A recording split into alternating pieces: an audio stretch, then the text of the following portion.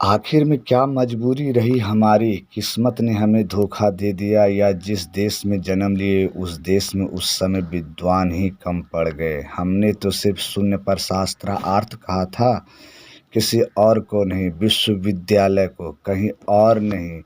हमारे विधायक प्रतिनिधि प्रोफेसर ललित मंडल जी, हमने क्या कहा था कि हमें एक ऐसी प्रशंसा चर्चा पत्र विश्वविद्यालय से दिला दो, क्योंकि हमने वह कार्य को किया जो कार्य को करने में हमारे महान देश भारत के महान महान गणितज्ञ जी लोग नहीं कर पाए सर। हमने शून्य को शिखर तक ले गया, सभी प्रश्न का उत्तर एक साथ दिया।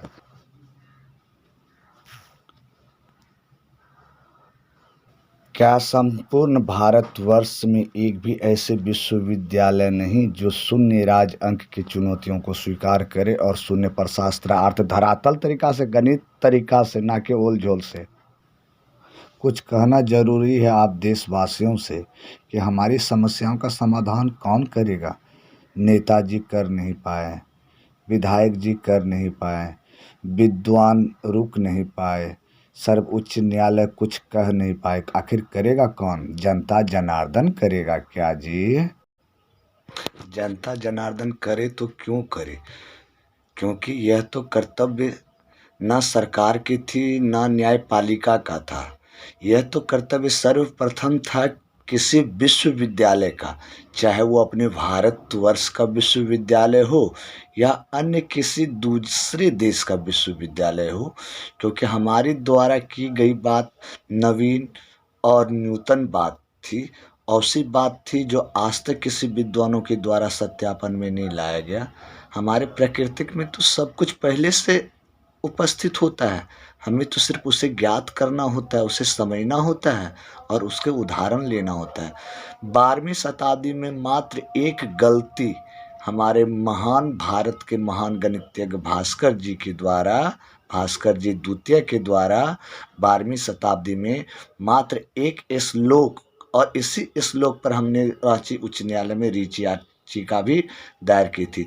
वह श्लोक सुनिए क्या है कि किसी भी संख्या को या किसी शून्य को या किसी को भी शून्य से विभाजित नहीं कर पाते। अर्थात उनका श्लोक ये था कि शून्य को शून्य से या किसी संख्या से विभाजित नहीं करते, जोड़ सकते हैं, घटा सकते हैं, गुना कर सकते हैं, लेकिन भाग नहीं दे सकते। क्यों भाग नहीं दे सकते? क्योंकि शायद उनको ये बात का ज्ञान था कि गणित जगत तर्क पर नहीं सत्यापन पर चलती है, और उनके पास सत्यापन उपस्थित था ही नहीं। हमारे पास है लेकिन समय नहीं, और समय कौन नहीं दे रहे हैं, क्यों नहीं दे रहे हैं, इसकी चर्चा मैं संक्षिप्त में आप लोगों से करने जा रहा हूँ। हंसी भी लगेगा और थोड़ी बहुत आनंद भी आएगी, और सबसे बड़ी बात, आपको अपने देश और अपने गणित पर गर्व से गौरवान्वित भी हो जाएंगे। आइए मैं बताता हूँ। किसी बच्चा को फार्मूला याद ही ना हो तो फिर उसे सवाल बनवाने से कोई फायदा है श्रीमान? किसी बच्चे ने कहीं गया ही ना हो और उसकी व्याख्या उसे करने लगे तो संभव है श्रीमान? इसीलिए आज तक पूरे भारतवर्ष के बड़े बड़े विश्वविद्यालय ना जाने में कहाँ कहाँ नहीं गया, कहाँ कहाँ नहीं गया। भागलपुर तिलका मांझी यूनिवर्सिटी से प्रारंभ कर पटना गया, दरभंगा गया, मिथिला विश्वविद्यालय गया, विनोबा भावे यूनिवर्सिटी गया, जवाहरलाल नेहरू यूनिवर्सिटी गया, दिल्ली यूनिवर्सिटी गया, और ना जाने जितनी मेरी औकात थी। एक गरीब की औकात जानते हो ना, बस के किराए के लिए पैसे भी नहीं होते, ये गरीब की औकात।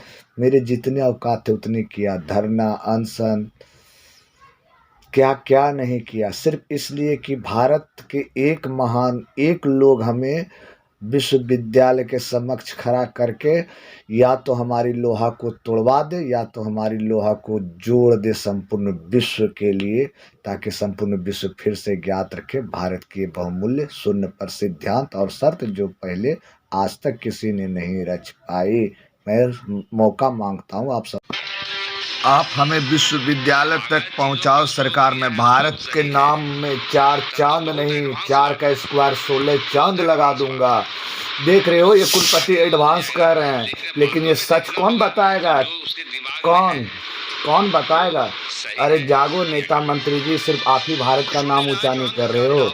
जागो पूरे भारतवासी, सिर्फ आप ही का नाम, आप ही लोग नाम ऊंचा नहीं कर रहे हो। एक गरीब और एक शोधकर्ता भी भारत का नाम, अपने देश का नाम ऊंचा कर सकता है, क्योंकि एक शोधकर्ता कभी राष्ट्र का नहीं बल्कि वो संपूर्ण विश्व का होता है।